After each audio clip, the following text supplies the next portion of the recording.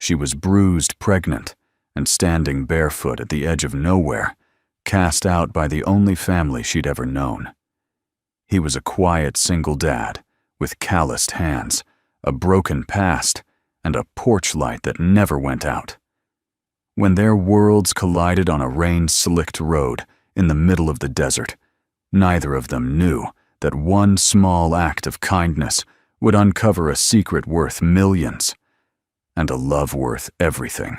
If stories of healing, second chances, and the quiet power of human kindness speak to your heart, don't forget to subscribe and turn on the bell so you never miss the next miracle. Now settle in. This is the house Grace built, and it begins with a knock on the door. No one expected. The sun bled rust and gold across the Arkansas sky as Clay Dawson drove down Route 23 windows, half-cranked, radio dead silent. His pickup, an aging blue Ford with a cracked windshield and a stubborn third gear, rattled beneath him like an old man with stories to tell. He liked it that way. No music, no talk, just the road and the soft hum of his own solitude. He didn't expect to find a reason to stop that night. But just past mile marker 147, something jolted him from his reverie. It wasn't the setting sun or the scattering deer. It was a child, small, blonde, and barefoot, standing at the edge of the gravel shoulder arms, waving frantically. Clay slammed the brakes. Tires screamed, dust exploded, and the truck lurched to a halt sideways. He was out of the driver's seat before the dust settled. The girl, no older than 8, was trembling. Her cheeks were red from crying, her voice raw. "Please," she choked. "My mommy." Clay followed her pointed hand to the ditch 20 feet away. There, partially hidden by tall, dry weeds, lay a woman, her body twisted, one hand clutching her swollen belly. A tattered sundress clung to her like second skin stained with blood and dust. Clay's pulse surged. Without thinking, he vaulted down the embankment. The woman was unconscious but breathing, though barely. Her lip was split, one eye already swelling shut. She was far along, at least 8 months. "Jesus," Clay muttered. He scooped her up gently, holding her like something sacred and broken. The girl scrambled up the incline beside him, sobbing now. "Don't let her die." "I won't," he said more firmly than he felt. They rode in silence except for the girl's hiccuped breathing. Clay glanced at her occasionally, thin, dirty. The kind of quiet that didn't come from shyness, it came from surviving. His cabin came into view, set back from the road, tucked behind a split-rail fence and surrounded by tired pines. It wasn't much, but it was safe. He parked, carried the woman inside, and laid her gently on the couch. The girl hovered in the doorway, gripping a threadbare stuffed rabbit. "You got a name?" Clay asked softly. "Ella." "All right, Ella. I'm Clay. Go grab that pillow, would you?" She did without question. Clay covered the woman with a faded quilt, then went to the kitchen and dialed the clinic. No answer. After-hours service had been cut last year. Closest ER was 40 minutes away, and he wasn't sure she'd survive the ride.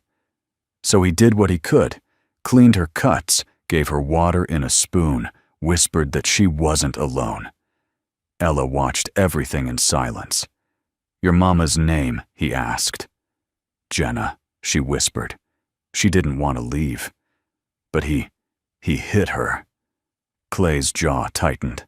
He said nothing, but every slow, deliberate motion of his hands said everything. That night, he gave Ella his bed and took the recliner. She fell asleep, clutching her rabbit. Jenna, unconscious, mumbled once in her sleep. Clay stayed awake, listening. It wasn't until sunrise cracked the horizon that he realized something had shifted in him. Not pity, not duty, something deeper. By morning, Jenna was still out cold, but her breathing had steadied. Clay made scrambled eggs and toast, simple but warm.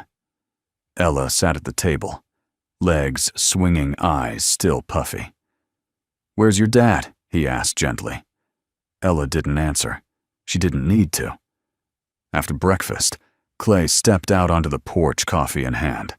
The air smelled like pine sap and distant rain. Ella followed, standing beside him in her too-big sweatshirt. Her hand slipped into his without warning. "You're not like other grown-ups," she said. "Is that good or bad?" "It's safe." Clay swallowed. Safe. One word too heavy for a child to carry. One word that wrapped around his chest and squeezed. He didn't know who Jenna really was, didn't know what they'd run from, how bad it had been, or what storm might follow them here. But for the first time in years, Clay felt something stir in the corners of his quiet life. Not disruption. Purpose. When Jenna stirred the next morning, the first thing she felt was the texture of old denim beneath her fingertips and the softness of a worn quilt draped across her body. Her breath caught. Was she dreaming? Or worse, back in that motel room where the wallpaper peeled and the air reeked of cigarettes and regret. But this air smelled of coffee and pine, and there was silence, not the threatening, empty kind she knew too well, but a gentle hush that wrapped around her like a wool coat on a cold morning. She opened her eyes. Low, wood-beamed ceiling. A nearby window with gingham curtains. Her body ached, especially her ribs and hips. But it wasn't the pain that made her breath shake. It was the realization that somehow they had survived the night. Her mind scrambled to recall the man, the truck, the little girl crying. Clay. That was his name. She remembered his arms lifting her like she weighed nothing. Then Ella. She tried to sit up, but a wave of nausea forced her back down. She turned her head just as Clay entered the room carrying a steaming mug. "You're awake," he said, voice warm but cautious. "Don't move too fast. You've been out a while." Ella, her voice cracked. Clay nodded toward the hallway. Still asleep. Safe.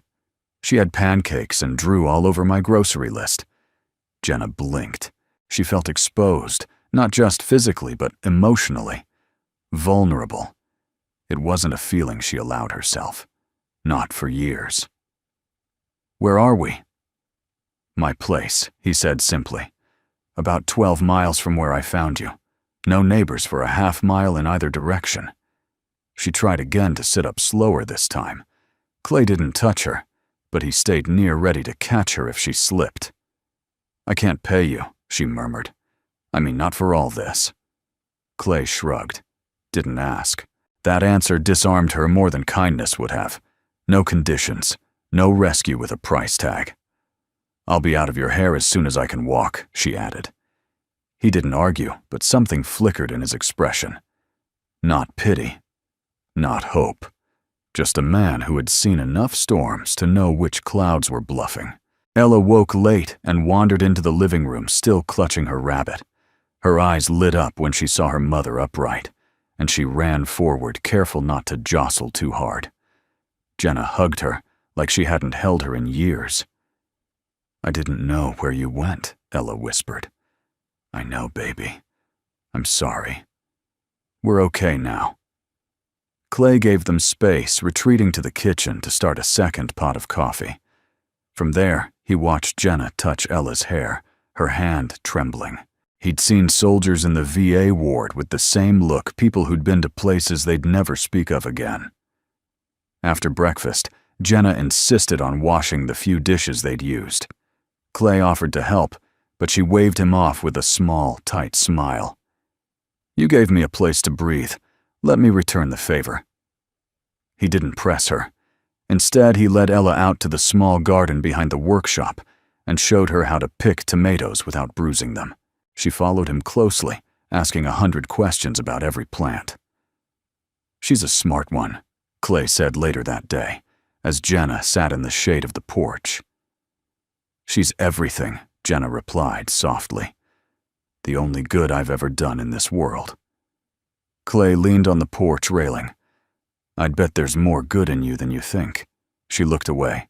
That evening, Clay fired up the grill and cooked burgers. They ate outside, the three of them, at a picnic table lit by strings of old holiday lights.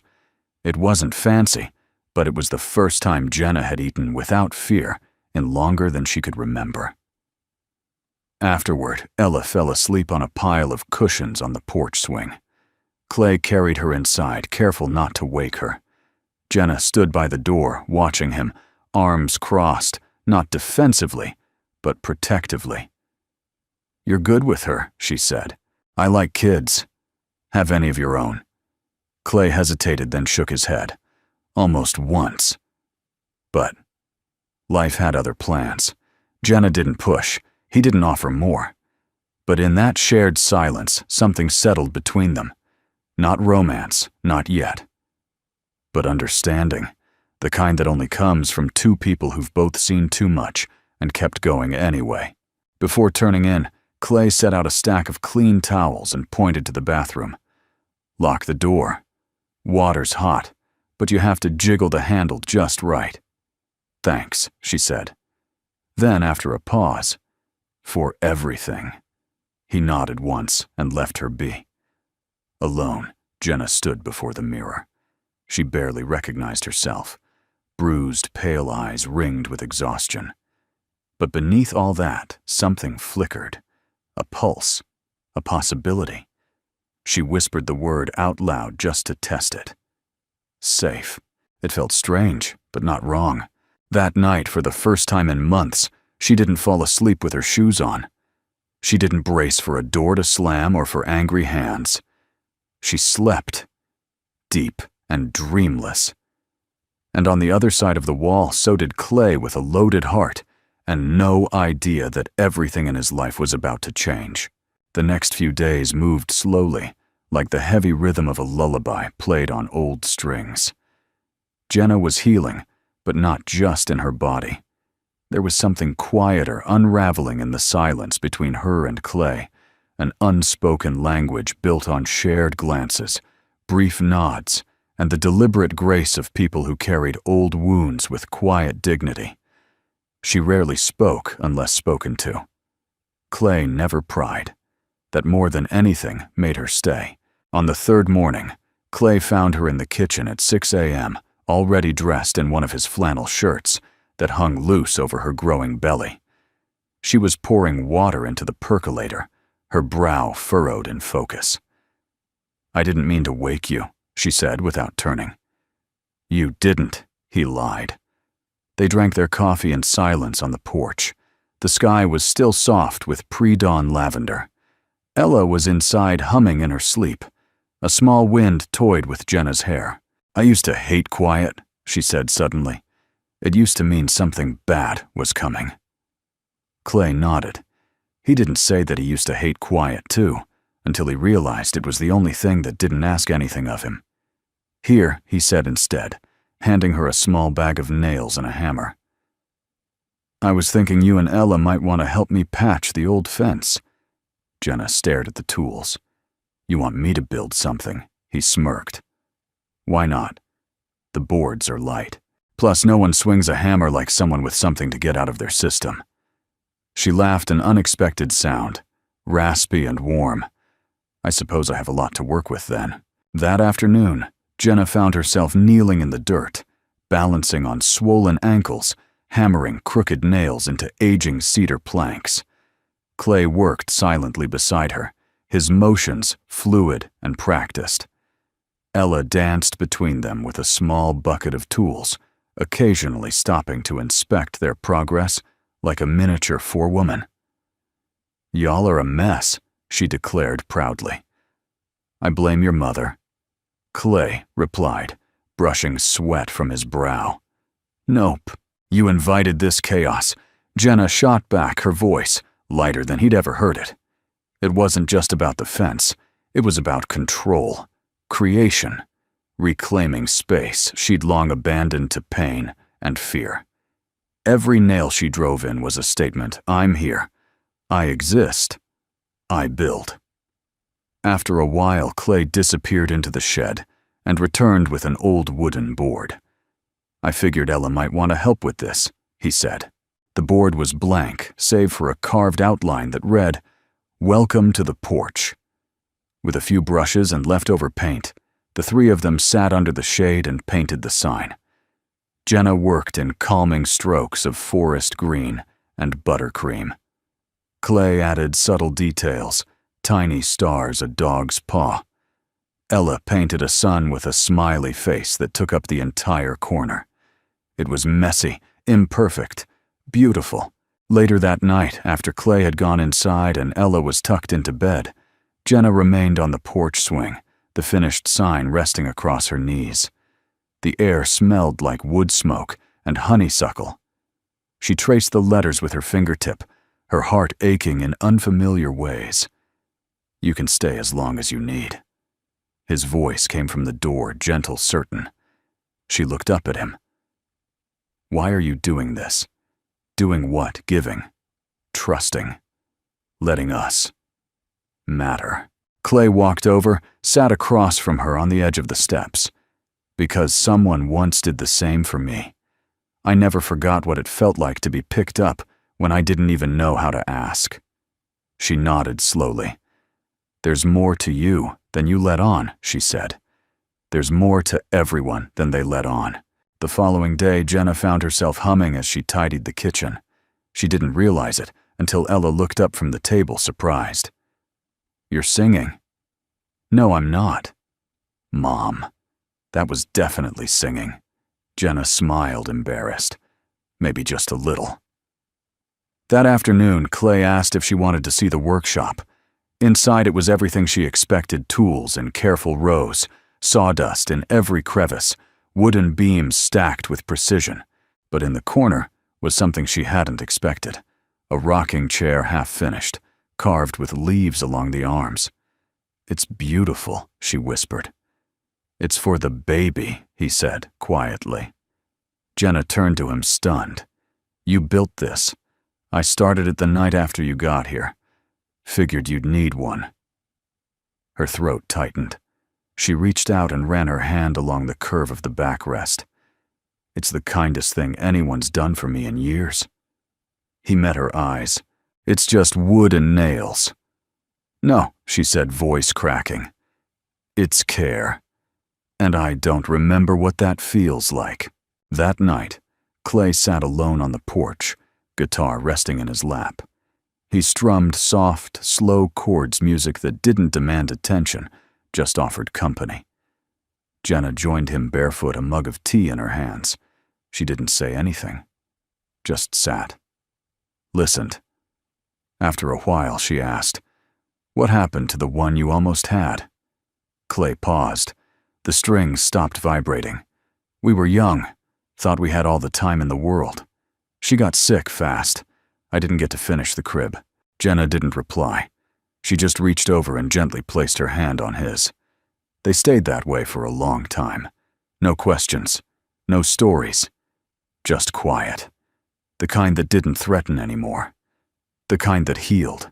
The rain came without warning the next morning, sharp, clean, and sudden. It drummed on the metal roof like impatient fingers, tapping an old memory. Jenna stood at the kitchen sink, hands plunged in sudsy water, staring out the window as mist curled above the gravel driveway. Inside her chest, something felt heavier than usual.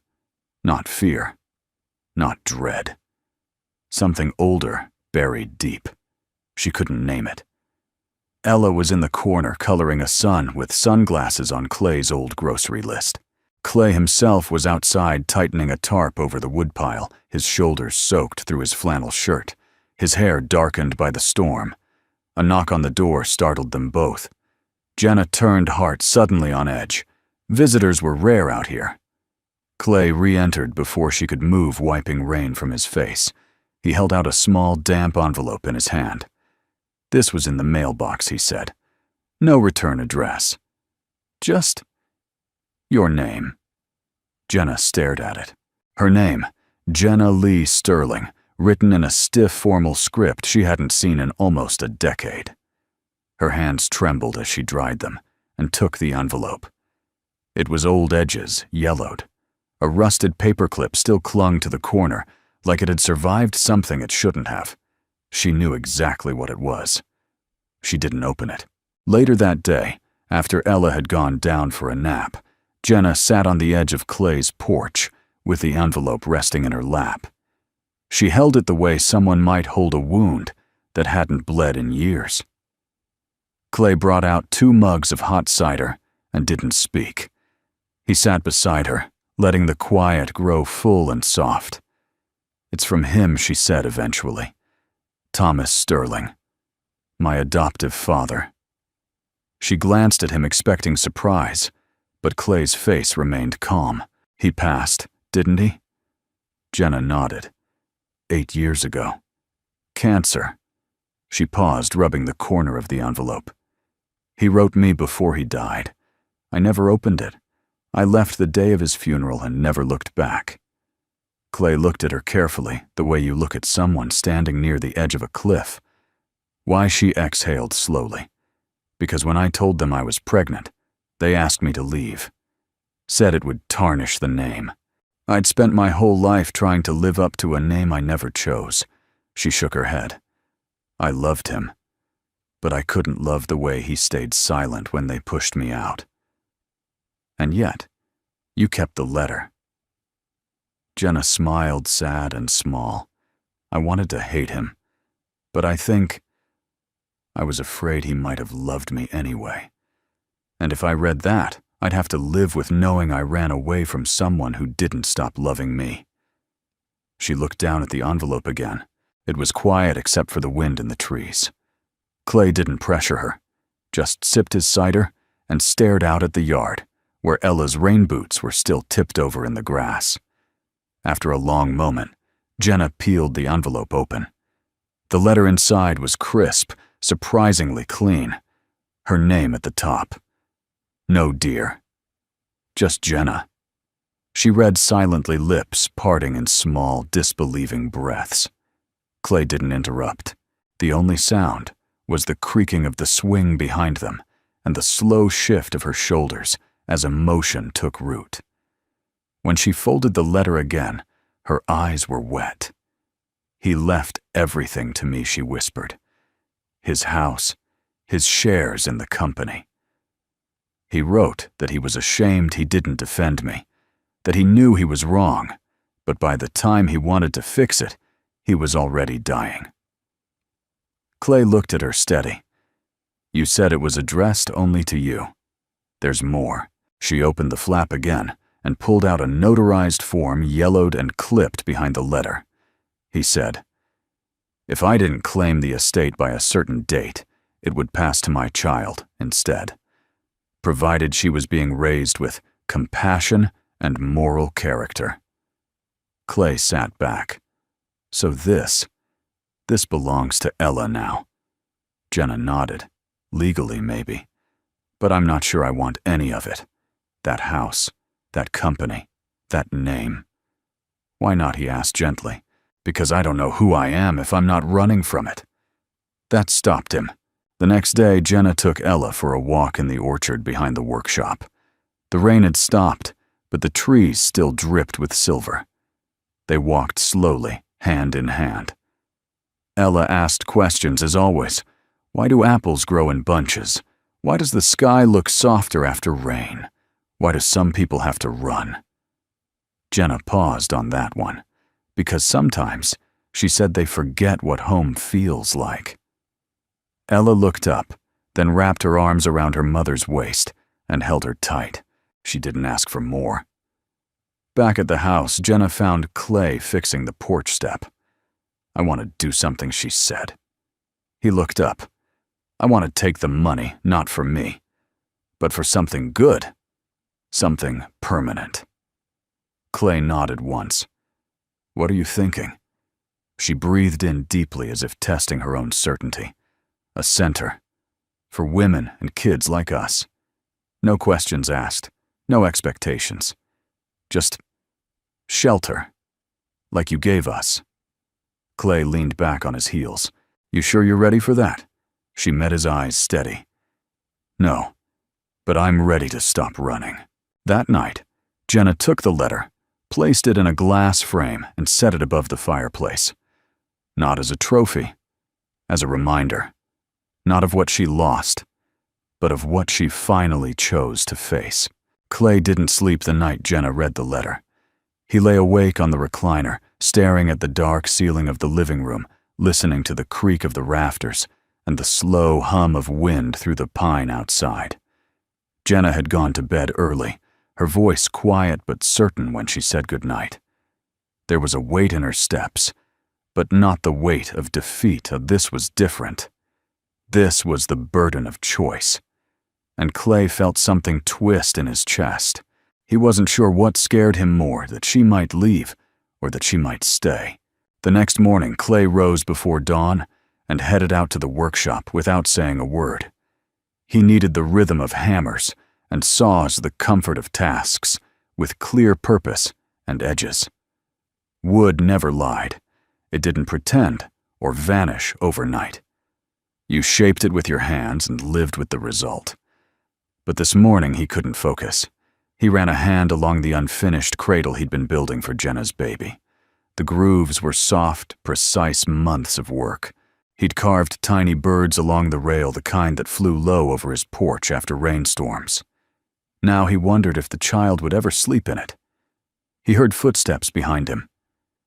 "Jenna, did I scare you off?" she asked gently. Clay didn't turn. "No." "Then what is it?" He hesitated, tools idle in his hands. "I've spent most of my life building things for other people," he said slowly. "Furniture, homes, a marriage that didn't last, a life that looked stable on the outside." He finally looked at her. Her arms were crossed, but her eyes were soft. "But when people start needing me for more than that," he continued, "I get this feeling like I'm out on the edge of a dock with no railing, like I might fall and drag them down with me." Jenna nodded. "And you think we're dragging you?" "No," he said. I'm afraid I'll want something I'm not allowed to keep." That hit harder than either of them expected. Jenna stepped closer, but didn't touch him. "I'm not asking you to fix us, Clay," she said. "You already did more than you'll ever know. But you don't have to disappear when things get real." He gave a small, humorless laugh. "That's exactly when I usually do." That afternoon, Clay took the truck and drove for hours. He didn't say goodbye, didn't leave a note. Just filled the gas tank and drove east past the orchard, past the rusted train bridge, until the pines gave way to flatlands and distant radio towers. He stopped at a diner he hadn't been to in years, the kind with vinyl booths and bad coffee and waitresses who called you hon. He sat there for a long time, staring at the counter, where his ex-wife used to meet him after church. They'd sit there with grocery lists and calendars never touching, just coexisting. They thought that was love. It wasn't. She left one day without yelling, just a note on the fridge and a set of house keys in the drawer. He hadn't asked her to stay. Maybe that was the pattern. Maybe he'd trained himself to walk before someone asked him not to. He took out his phone and looked at the last message from Jenna. "Thank you for giving us a place to land." She hadn't asked for forever, just safety, and he'd given it. But he hadn't given himself. He paid the check and walked out into the dusk. The clouds had broken open in the west, letting slanted sunlight spill across the highway like a promise. And for the first time in years, Clay turned around. Back at the cabin, Jenna didn't cry when she saw his truck lights return through the trees. She didn't run to the door or demand explanations. She was sitting on the porch, swing a blanket around her shoulders, holding Ella's worn rabbit. He walked up slowly, hands in his pockets. "I went to disappear," he said. "I know. But I didn't. I know that, too." He sat beside her. The swing groaned but held. "I don't have answers," he admitted. "I've spent so long being safe in my own quiet that I forgot how to belong to anything." Jenna looked at him, really looked. Then she reached into her coat pocket and pulled out something small. It was the welcome sign they'd painted together. She'd cleaned it up, added a layer of protective sealant. It gleamed faintly under the porch light.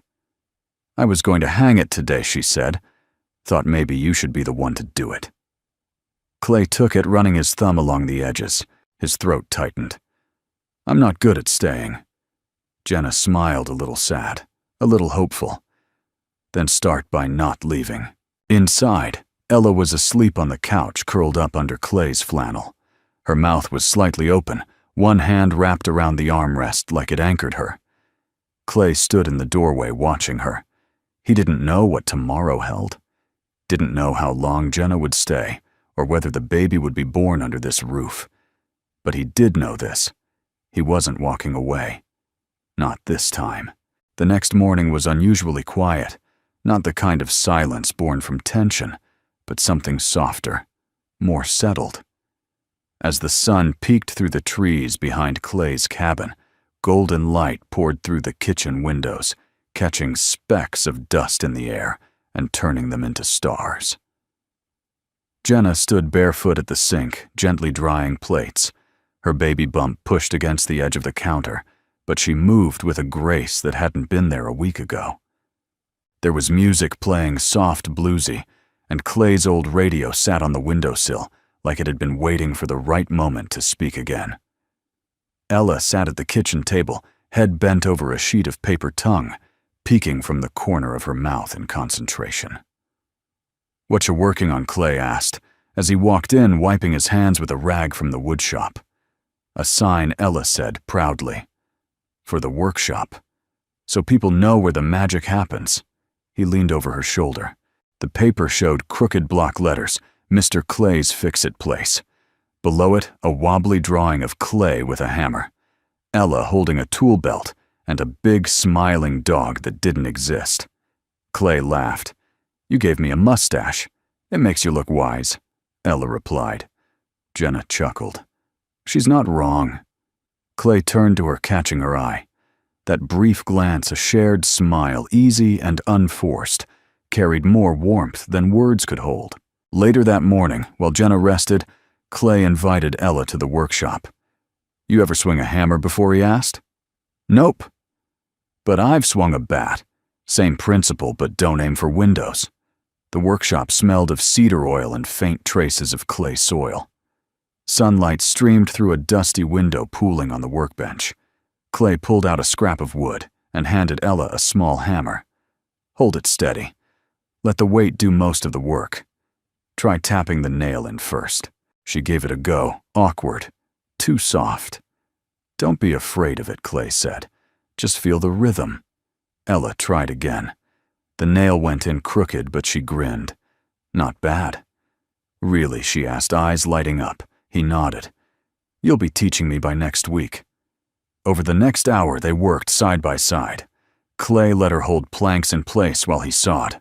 She swept sawdust like a pro and asked him everything from how long it took to build a chair to whether he believed stars could remember wishes. It wasn't long before the noise brought Jenna to the door. She leaned against the frame, watching them without a word. Ella didn't notice her at first. She was too focused on lining up another nail. But Clay looked up and smiled. He saw something new in Jenna's posture. Not tension. Not hesitation. Belonging. That evening, Clay grilled dinner on the porch, while Ella painted their new shop sign. Jenna sat in the rocking chair he'd finished, the day before, her hand resting gently on her belly. Every so often she'd close her eyes, not from exhaustion, but contentment. "I think this baby's already in love with grilled corn," she murmured. Clay flipped a burger. "Well, I do aim to impress. Don't let it go to your head." But her smile stayed, even when she looked away. After dinner, Clay brought out an old lantern. The sun had gone, but the porch remained bathed in amber glow. Ella curled up near his boots, still holding her hammer like a trophy. "I think I want to be a builder when I grow up," she announced. Jenna looked over, eyebrows raised. "Really? Yep. Or a cloud chaser? Or both?" Clay leaned down. You can be anything, but if you're a cloud chaser, bring an umbrella. Ella giggled. Then after a long pause, she looked up and said, You'd be a good dad. The words dropped like stones in still water. Jenna froze, her fingers tightening around the mug in her lap. Clay blinked. Ayala kept going, completely sincere. You're better than the ones on TV, and you don't even need a cape. Clay swallowed, his throat suddenly tight. He didn't answer, not with words, but he reached down and tousled her hair gently, then looked up at Jenna. She was staring at him, eyes glassy, and she mouthed 2 words, "Thank you." That night, after Ella fell asleep in the guest room and the dishes were done, Jenna stood on the porch while Clay closed the workshop. The wind had picked up, scattering leaves across the yard. Crickets chirped low under the porch steps. Clay walked over, rubbing the back of his neck. "She didn't mean to put pressure on you," Jenna said softly. "She didn't," he replied.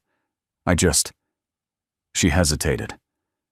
"I don't want her to lose another person she's learning to trust." Clay stepped closer. The porch light caught the sharp line of his jaw, the worry behind his eyes. "I'm not going anywhere," he said. Then, after a beat, "And I'd be honored if she ever decided I was that person." Jenna closed her eyes for a moment, exhaled. "When I was little," she said, "my favorite sound was the hammer my father used to fix our front gate. I didn't care about dolls. I just wanted to know that something broken could be made whole." She opened her eyes. "Thank you for letting her feel that." Clay nodded, once then reached for her hand.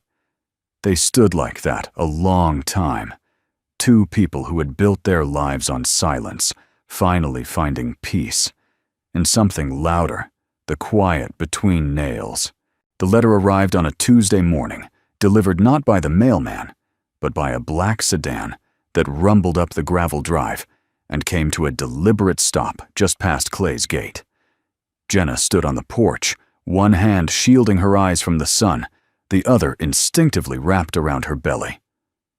Clay stepped out from the workshop, wiping sawdust from his hands as the car door opened. The man who emerged was trim, gray-haired, and dressed like someone who charged by the hour. Tailored navy suit, leather briefcase, polished shoes, completely inappropriate for Arkansas dirt roads. "Ms. Sterling?" he asked, addressing Jenna with a polite nod. "I'm Robert Madsen. I represent the estate of the late Thomas Sterling." Jenna didn't speak, her body tensed, memory crashing against the present like thunder. "I believe you received a letter recently," Madsen continued. It referenced a provisional clause in Mr. Sterling's will regarding the inheritance rights of you or your offspring. "I'm here to clarify the details." Clay stepped forward. "We can talk inside." Madsen hesitated at the porch step, then gave a tight nod. "Thank you." At the kitchen table, Jenna sat stiffly with a cup of cold coffee in front of her. Clay leaned against the wall, arms folded, eyes watching every move. Madsen opened his briefcase with practiced precision and laid out 3 documents: a will, a notarized letter, and a formal transfer of ownership agreement. "My client designated you as primary heir," he said. "In the event you did not come forward within 2 years of his death, the estate would pass to your child, assuming he adjusted his glasses that child was being raised in a manner reflective of the Sterling values of compassion, integrity, and moral grounding." Jenna raised an eyebrow. "Is that a legal standard?" Madsen gave a polite smile. "In this case, yes. And your circumstances have been reviewed."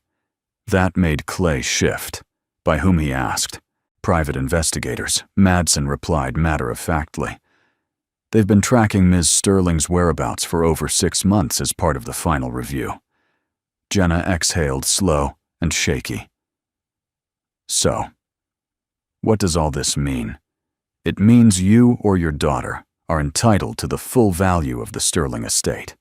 That includes the ancestral property majority shares in Sterling Organic and a discretionary philanthropic trust valued at just under $4 million. Silence. Clay looked over at Jenna. Her face was unreadable. "There's no catch," she asked finally. "Only that you claim it. Publicly." Jenna stood, chair legs scraping softly against the floor. She walked to the window, arms wrapped tight around herself. "I don't want the name," she said. "I don't want the money. I don't want to be anyone's redemption arc." Madsen adjusted his cufflinks. "You're not obligated to keep the name. You can accept under your own legal identity." "But Ms. Sterling, please understand this isn't just about you. This is legacy. And it's waiting." She turned around slowly. "Legacy," her voice was low. "What kind of legacy casts out a daughter for being pregnant and then tries to buy her forgiveness after death?" Clay straightened. "Maybe it's not about legacy. Maybe it's about what she can do with it now." Jenna looked at him, eyes wide. He gave her a quiet nod. "Make something new out of it," he said. "Something better." That night, Jenna sat at the kitchen table long after everyone else had gone to bed. In front of her were the documents unsigned. She lit a candle and pulled a notebook toward her. On the top line she wrote, "If I say yes, who do I become? If I say no, what do I abandon?" The question wasn't about wealth. It was about weight of memory, of meaning, of how to carry both. She flipped to a fresh page. Things I could build: a women's shelter, a literacy program for single moms, a mobile medical unit for rural clinics, a woodworking apprenticeship for kids like Ella, who dream of building more than they break. And finally, on the last line, a home that's mine. Ours. Without shame. She stared at the words until her eyes blurred. Then she signed the document. 3 weeks later, a press release went out from the Sterling estate. Former heir reclaims inheritance to fund programs for rural families and domestic violence survivors. Declines board position. Declines personal residence. Dedicates proceeds to community restoration. Jenna didn't read the press coverage, but she did stand barefoot in the dirt of the old schoolhouse lot, now cleared with wooden frames, going up for a future shelter. Clay stood beside her, holding a level in one hand and a cup of coffee in the other. "You sure about this?" he asked. She nodded. "I'm not building for my name. I'm building for her." They both turned toward Ella, who was painting a mural on the side of the trailer with other kids, her ponytail swinging laughter carrying on the breeze. "She doesn't need a mansion," Jenna said. "She needs a world that tells her she belongs." That evening, Clay brought out a bottle of apple cider and poured 2 glasses. Jenna raised hers. "To the world?" he asked. She shook her head, smiling. "To the will?" He laughed. She added, "And to the choice not to let it define me." They clinked glasses, and under the glow of porch light and possibility, they drank to the power of choosing again. It began with a greenhouse, a modest sunlit frame made of reclaimed windows, rust-resistant bolts, and dreams that didn't know they were still alive. Clay designed it on the back of a diner napkin one afternoon, while Ella munched fries and Jenna read aloud from a book on native Arkansas plants. The plan was simple: grow things, feed people, teach kids how to coax life from the ground. But the impact was more than seeds and soil. It was symbolic. A place where something broken and buried could find warmth and grow again. By the end of the month, the greenhouse stood tall behind the new shelter building. Transparent walls glowed like amber in the morning light, and rows of soil beds waited patiently for life. Jenna stood inside one afternoon, a hand on her belly, and another gently pressing seedlings into the dirt. "This," she said to Clay, "feels like church." He nodded. "And no one's asking you to kneel." In the evenings after volunteers packed up and the sun dipped low behind the trees, Clay brought out his guitar. It wasn't intentional at first, just something he did to unwind. But the first time he sat on the porch, strumming softly, while Ella watered the tomatoes, and Jenna sipped mint tea, they didn't want it to stop. So he kept playing. Old folk songs, blues, a little Johnny Cash when Ella asked for something grumpy but fun. And slowly, night after night, the porch became a ritual. One night, Ella sat beside him swinging her legs. "Can I try?" she asked. Clay hesitated only a second before handing her the guitar. She held it awkwardly, but with reverence. Her fingers barely brushed the strings, like touching something sacred. "It's big," she whispered. "Good things often are," Clay said, then adjusted her hands gently. The chord was sour, but her grin was pure. "You'll teach me?" she asked. "Only if you promise not to outplay me in 6 months." Jenna, watching from the doorway, laughed so suddenly she startled herself. It had been years since laughter came that easy. By midsummer, the greenhouse overflowed cherry tomatoes, basil, arugula, even watermelons that curled along the wire fencing. Neighborhood kids came to dig and weed and sneak strawberries. Volunteers built benches, strung lights, and painted signs that read, "Grown with grace, shared with love." At Clay's suggestion, they hosted a harvest evening, nothing fancy, just a long wooden table, made from old barn planks, covered with mismatched bowls and hand-folded napkins. Ella helped string lights between fence posts. Jenna baked 3 pies and only burned the edges on one. That evening, the shelter's garden filled with quiet music, the smell of roasted vegetables, and voices real unguarded and human. Jenna stood beside Clay, arms crossed, watching the scene unfold like a painting. "You ever think we'd be here?" she asked. "Nope." Still waiting for the other shoe to drop, he looked at her. "No," he said. "I think we finally left that store." Later, as dusk settled and the first stars blinked open above them, Ella stood on a makeshift stage, a wooden pallet raised slightly above the grass. Clay handed her the guitar, now restrung and polished. Jenna's heart fluttered, unsure what her daughter would do. Ella looked out at the gathered faces, volunteers, moms from the shelter neighbors, who once kept to themselves and now brought lemonade and folding chairs. Then she began to play. Simple chords, off-key, halting, but steady. Her voice was light like a thread in the wind. This is the place where things begin again. The crowd stilled. Jenna pressed a hand to her chest. Where gardens bloom and songs come in. Where people stay, not just pass through. Where someone saw the best in you. Tears slipped down Jenna's cheeks, not from sadness, but from something far rarer, recognition. When the final note faded, the silence was deep and reverent. Then applause, loud, heartfelt, rising from feet and chairs and gravel under boots. Clay stood beside Ella, rested a hand on her shoulder. "You just did a brave thing, kid. I was scared. Even braver then." That night, Clay and Jenna stood in the workshop, putting away tools after the last guests had gone home. A soft breeze blew through the open windows, carrying in the echo of laughter and lingering scent of baked peach. "She's different," Clay said, referring to Ella. "She's free," Jenna corrected. "It took us long enough." They moved in sync, stacking wood sorting brushes, wiping counters. The quiet between them wasn't empty anymore. It was rich, rooted. Clay reached up to adjust a shelf, then paused. "You ever think about making it permanent?" he asked. Jenna turned. "The garden." He gave a half smile. "All of it. Us. Her. This." She leaned against the bench, eyes searching his. "I do. Every day," she whispered. "But I didn't want to ask for something I wasn't sure you were ready to give."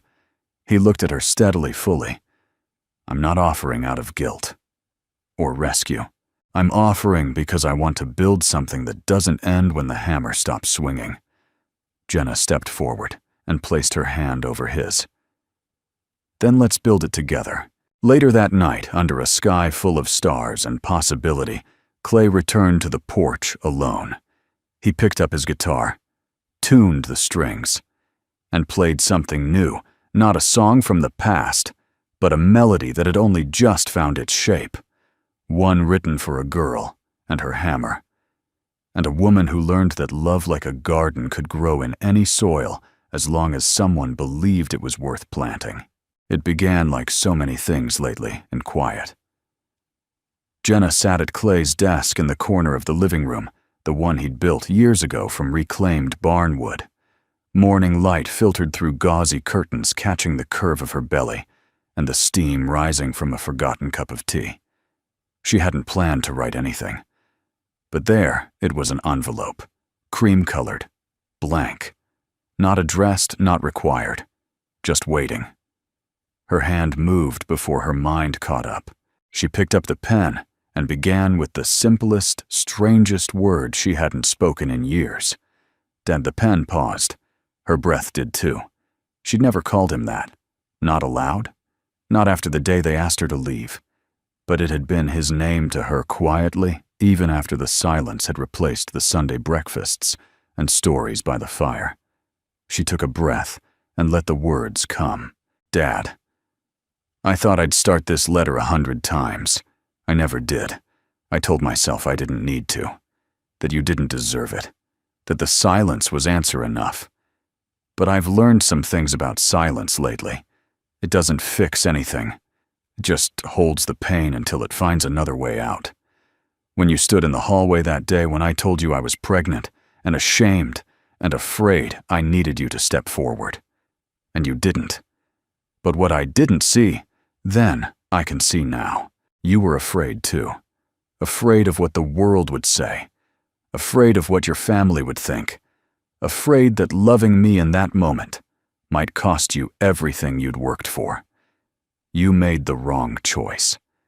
And for years, I let that moment define everything that came after it. But people are more than their worst mistake. I see that now. Because someone gave me a place to stay without asking questions. Because a little girl reminded me how brave it is to love again. Because a man who lost everything still carved a cradle with his own hands, not for his child, but for mine. And because of that, I'm learning to forgive you. Not because you asked for it, not because I owe you peace, but because I need mine. The words stopped, but Jenna didn't. She kept writing.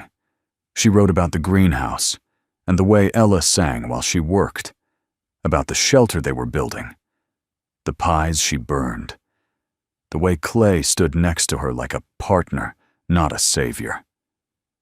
She wrote about the cradle, how each carved bird on the rail reminded her that even wood once broken could still be beautiful. And then she wrote about the future.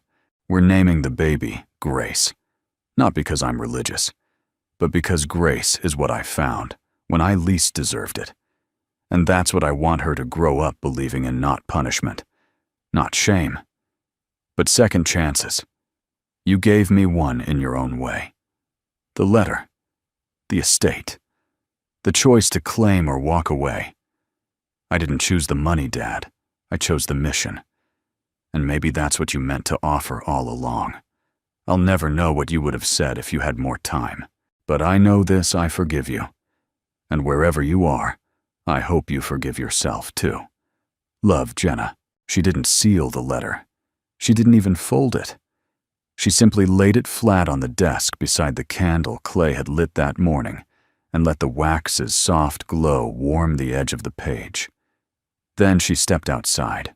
The air was crisp, the kind that signaled summer's slow bow to fall. Ella was sitting on the porch steps, practicing chords with fingers still too small to stretch them cleanly. Clay was beside her, sketching out new rafters for the market stand they were building next month. Jenna walked down the steps and sat between them, resting her hand lightly on Ella's back. "Hey," she said. "Mom." Ella beamed. "Listen, I almost made the G chord sound happy this time. You did," Jenna said, even though it hadn't. "It's perfect." Clay looked at her, sensing something different. "You okay?" She nodded. "Better than that." That night, Jenna folded the letter. She didn't mail it. She didn't need to. Instead, she placed it in a small wooden box Clay had made for her. Inside it were 2 hospital bracelets, Ella's first drawing of their new family, and a single photo of her and Thomas Sterling at the county fair years ago when love still lived in silence between them. She closed the box, tied it with a ribbon, and put it on the top shelf of the closet. Not to forget, but to remember in peace. In the weeks that followed, Clay noticed a shift. Jenna laughed more freely. She danced barefoot in the kitchen. She let Ella braid her hair badly and stopped correcting her. She began leaving notes for Clay, some reminders, some recipes, some just a heart drawn in pen. And Clay, in turn, made space in his closet, in his calendar, in his future. The porch light stayed on every night, not out of habit, but as a signal. Here is home. Not the house, not the garden, not even the people, but the promise that no matter how far you'd fallen or how late you arrived there, would always be a light on for you. It was a Wednesday like any other. The air was warm, not yet turned by autumn, and the greenhouse breathed with the quiet hum of life. Bees drifted lazily through open windows. Clay was hammering a new sign for the front gate community roots. Jenna was prepping lunch inside. Ella, barefoot as always, was out by the porch, sketching a new idea for a mural, a tree with hands for branches, each one reaching out. And then the scream shattered it all. It wasn't the kind of scream that comes from scraped knees or splintered pride. It was a sharp, piercing cry that stopped Clay's hammer midair and sent Jenna's heart diving into her stomach. Mummy's not waking up. They found him collapsed by the woodshed. Clay's head had struck a low beam as he reached for a ladder, and now he lay still, one arm awkward beneath him, blood trickling near his temple. Jenna dropped to her knees, hands trembling. Clay, can you hear me?" he groaned, but it was soft, distant. Ella was sobbing, her hands clenched into fists at her side. Jenna's voice shook as she said, "Ella, run inside. Call 911, then wait by the gate to show them where to go. But now, baby, go." The ambulance came within 12 minutes. It felt like 12 years. Jenna rode with him, hand clasped over his, as the paramedics stabilized his vitals. Ella stayed behind with Ruthie, one of the shelter moms who'd rushed over when she heard the sirens. At the hospital, Jenna sat for 2 hours in a plastic chair that felt harder than cement. Her hands were stained with dirt and blood. Her body ached, but her mind never stopped racing. What if it had been worse? What if he hadn't been found in time? What if the doctor came out at last, calm and kind? Concussion, he said. A bad one. He'll need monitoring and rest. But he's awake. He's asking for you. Clay looked pale under the hospital lights, a bandage across his forehead, Ivo hook to his wrist. But his eyes found hers instantly, and they softened the way they always did when she entered the room. "You scared me half to death," Jenna whispered, sitting beside him. "Had to keep life interesting," he mumbled, voice dry. They both laughed, shaky and short. She reached out and brushed his hair back. "Don't ever do that again." "I'll try not to get attacked by rogue ladders," he teased. "You're not allowed to joke until you're home. I'm not allowed to do much of anything, am I?" "You're allowed to rest," she said. "And let someone else carry the load for once." He closed his eyes. "That might be the hardest thing you've ever asked me to do." The next morning, Jenna returned to the house briefly to check on Ella. She found the little girl curled up on Clay's recliner, one of his flannels wrapped around her like armor. Her eyes fluttered open when Jenna entered. "Is he okay?" she asked. "He will be," Jenna said gently. I thought Ella paused. I thought I was going to lose him. Jenna knelt beside her. "I know, sweetheart. But he's strong. And you did everything right." Ella looked down, voice small. "When I saw him fall, I didn't know what to say. But I yelled the first thing that came to my head." Jenna brushed a curl behind her daughter's ear. which was a long pause. I yelled, "Dad." Jenna's breath caught, not because of the word, but because of the look in Ella's eyes, half frightened, half glowing. "I didn't even think about it," Ella whispered. "It just came out." Tears sprang into Jenna's eyes. Then maybe she said softly, "That's exactly what it was supposed to be." Later that day, they returned to the hospital. Clay was sitting up sipping water and grumbling about cafeteria jello. Ella walked in, first arm stiff at her sides, eyes fixed on the man in the bed. Clay smiled. "Hey, sunshine." She stopped at the foot of the bed. Her voice was barely above a whisper.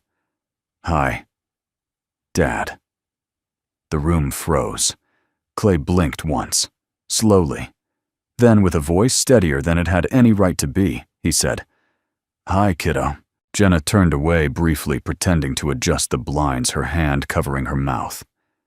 Ella stepped forward and wrapped both arms around Clay's middle, careful not to jostle him too much. "I was really scared," she said. "So was I," he replied. "But you came back. I wouldn't miss this life for anything." They stayed like that for a while, Ella curled against him, Jenna seated on the edge of the bed, one hand resting over his heart. Outside, cars moved, phones buzzed, the world spun like always. But in that room, time rested. Because something had shifted. Something sacred. A single word had been spoken not once but twice, not by accident, not by permission, but by belonging. That night, back at the house, Clay was propped up in bed, reading a book Ella had picked from the library. Jenna brought him tea and sat beside him, her hand brushing his as he turned the page. "You know," he said, "that little girl is something else." "She sees the truth before the rest of us do," Jenna replied. He looked at her. "And you, I see it now," she said. "We're a family. Not because of names or blood or papers, but because we chose each other, again and again." Clay reached for her hand and squeezed. "And I'll keep choosing you, as long as you'll let me." She leaned in, kissed his forehead just above the bandage, and whispered, "Then it's settled." In the quiet afterward, as night wrapped around the house, and healing filled the walls like music, Jenna wrote a single line in her journal before bed. She called him Dad. Twice. And the world felt right. The banner was crooked. Jenna stepped back, hands on her hips, and tilted her head. "You think it looks okay?" Clay squinted up at the words, "Welcome home. Community Roots Open House." The fabric fluttered in the late September breeze, the letters hand-painted by the shelter's kids and volunteers. "I think it looks perfect," he said. "Crooked is honest. We're not building a museum." "No," Jenna smiled. "We're building something better." They were standing in front of the completed building, a humble structure with wide windows, garden boxes along the porch, and a swing Ella insisted they install for thinking and talking about stuff. Inside were cots and couches, shelves of donated books, a kitchen that smelled faintly of cinnamon, and a bulletin board that read, "You belong here." That morning, volunteers bustled about with final touches. The harvest table had been extended with borrowed planks. Clay wore a clean shirt, though Ella had spilled orange paint on the sleeve during sign-making. Jenna had braided her hair for the first time in years. They were ready. By noon, the place was buzzing. Families arrived with baked goods and homemade lemonade. An elderly couple brought tomato plants. Kids ran barefoot through the lawn. The mayor showed up in khakis and suspenders, gave a short speech, and then helped carry folding chairs. There was laughter music and the unmistakable hum of community forming in real time. Ella, now a seasoned performer, played 3 songs on her guitar, 2 with Jenna singing harmony. The applause was thunderous, not because they were perfect, but because everyone knew the notes had come from a place deeper than skill. After the music, Ruthie from the shelter took the makeshift stage. "I've lived a lot of places," she began. "Some where my name was never remembered. some where it wasn't safe to sleep. But here I planted tomatoes, and no one took them. That may not sound like much to you, but to me, it's everything. The crowd grew still. She wiped a tear. This house, it saved my life. And more than that, it helped me believe I was worth saving. She stepped down. Clay hugged her silently, holding her longer than most men are ever taught to. Jenna stood near the trellis, catching her breath. The baby was due any day now, and her body ached in places she didn't know existed. Still, her heart was light. She turned to find Clay beside her, holding something behind his back. "What are you up to?" she asked. He cleared his throat, almost shy. "You remember what you said about building things together?" She nodded. "Well," he said, stepping forward. "I built something else." From behind his back, he pulled out a small wooden box. Not ornate, just smooth, solid, familiar. He opened it. Inside was a simple silver ring with a carved leaf pattern around the band. No stone. Just honesty. "I didn't know what you'd say," he said, voice steady. "But I know what I want. I want more mornings where we argue about burnt toast. More nights where Ella tells us knock-knock jokes that don't make sense. More shelves filled with handprints and mismatched mugs and baby shoes." He took her hand. "I want to be your husband. Not your fixer, not your shield, just your man, if you'll have me." Jenna stared at him, this rugged, flannel-clad, good-hearted man who never once asked her to be anyone other than herself. She laughed, then cried, then nodded. "Yes," she whispered. "Yes, I will." He slipped the ring on her finger. It fit like it had always belonged there. Ella shrieked from the porch. "Does this mean I get to be the flower girl or the maid of honor?" both Clay said. "But you'll have to write the vows." 3 days later, it happened. In the early hours of a cool October morning, Jenna's contractions began. Calm, rhythmic, like waves she already knew how to ride. Clay drove her to the birthing center with a cooler full of homemade soup and Ella's drawing of the baby welcome committee. By noon, Grace was born, tiny, fierce, with lungs like a trumpet and fingers that curled instinctively around Clay's pinky. When the midwife placed her on Jenna's chest, she looked down and whispered, "You were always meant for this world. You're not just mine. You're everyone's miracle." Ella held her sister later that evening. "She looks like she knows secrets." "She does," Jenna said. "She's the ending of one story and the beginning of 100 more." Back at home, the community had decorated the front porch with flower signs and baskets of diapers. A banner now read, "Welcome home, Grace." Clay carried Jenna and the baby inside like a scene from an old movie, corny and perfect. Later that night, while the baby slept beside them, Jenna leaned into Clay and whispered, "Do you ever wonder how we got here?" He kissed her hair. "Every day. Do you ever worry it'll fall apart?" He thought for a moment. "No," he said, "because we didn't find this life. We built it." That night, Jenna opened her journal. She wrote only one sentence. "She is named Grace because that's what we were given when we thought we had nothing left." And beneath that, she drew a small house. Not fancy. A crooked roof, a swing on the porch, and a light in the window. All was on.